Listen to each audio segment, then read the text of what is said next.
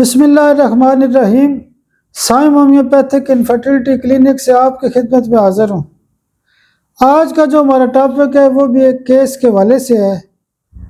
میں اکثر کیس لگاتا رہتا ہوں یا نسخہ لکھتا رہتا ہوں کہ جو نارمل ڈلیوری کے حوالے سے جو کیس ہوتے ہیں یا جو گروتھ کے حوالے سے کیس ہوتے ہیں وہ ہومیوپیتھی میں بہترین ٹھیک ہو جاتے ہیں۔ آج کا جو ہمارا کیس ہے وہ گروتھ کے حوالے سے ہے۔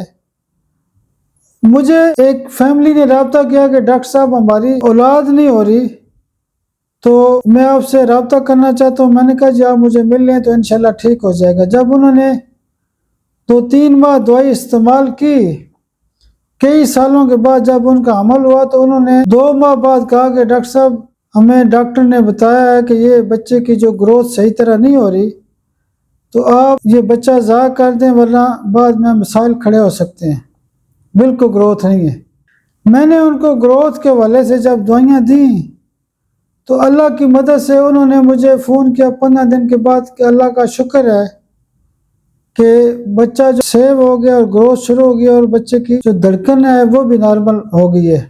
تو انہوں نے کیا کیا کہ ڈاکٹر نے کہا کہ پھر بھی احتیاطاً آپ چلو 15 دن کے بعد دوبارہ ملیں، لیکن زیادہ پوزیشن گڑبڑ بھی ہو سکتی ہے، خطرہ ہو سکتا ہے۔ تو جب انہوں نے 1 ماہ کے بعد دوبارہ ٹیسٹ ہوا تو اللہ کی مدد سے اس بچے کی جو گروتھ ہے وہ ٹھیک ہوئی ہے۔